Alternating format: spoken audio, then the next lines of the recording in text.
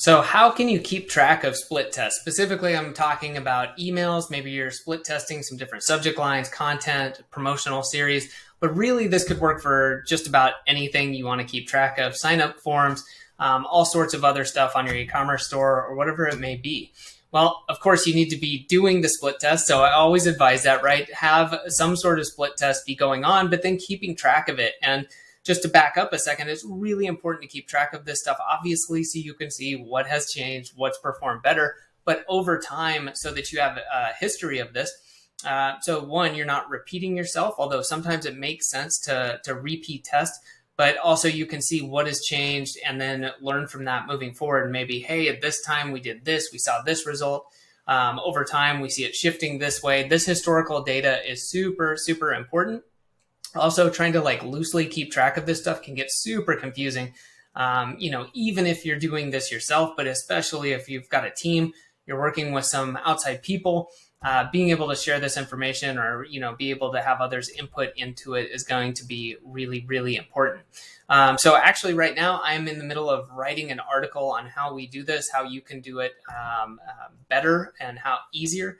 But I wanted to share one of the tools that I'm going to be including in the article, which is just a quick spreadsheet that you can use to do this if you're looking for a tool to do this yourself.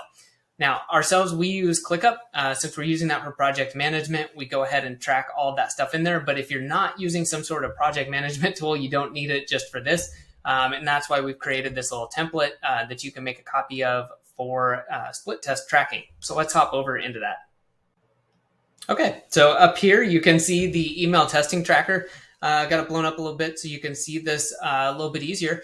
But this is what you will see if you click the link wherever you're watching this. Should be a link around for you to make your own copy of this. And basically what it comes down to is filling this out when you have a test that you want to track. So of course, the name of the test, what are you testing, right? Be really descriptive.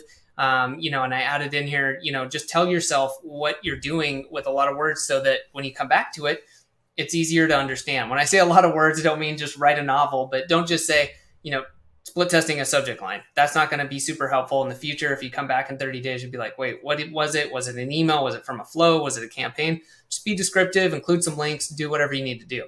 Okay. Date the test was started. This is really important. Pop that in there so you know when you started the test. And then what you expect to have happen. I find this good because this helps build your kind of thought pattern, your decision-making process over time.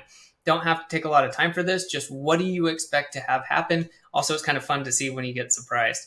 Also, why this test is important. Is there a reason you're doing this? Is it just because you needed some busy work, or is this the number one flow, right? And this email, generates 20% of that revenue out of that flow, right? That's a good reason to come back here.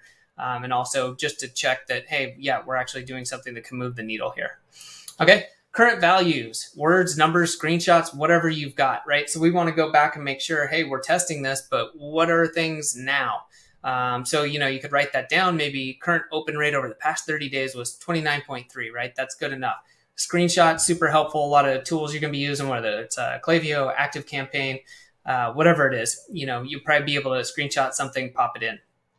Okay, date to check. That just means your best date that you think, hey, I want to come back here and check this. A lot of times 30 days is great. Depends on a lot of factors. But if you're not sure, 30 days can be a good one. And then results, right? Write that down. What was the result? What happened? Did your new test win? What was it that happened? And then if the test is concluded, yes or no. All right. And then what I recommend is just going and insert a row above when you want to do a new test so that you're starting things up at the top. All right. So this can be really, really helpful, help you keep track of things, keep things organized, and also make it easier so that you continue to do split tests. Because this to me is also a consistency issue. It's great to be like, oh, we're going to test 10 things. But if you can test one thing at a time consistently, you're going to make those huge changes. Just, even if you're only improving things 2, 3, 4, 5%. But if you're able to keep doing that month after month after month, you really start stacking up. You get some great changes.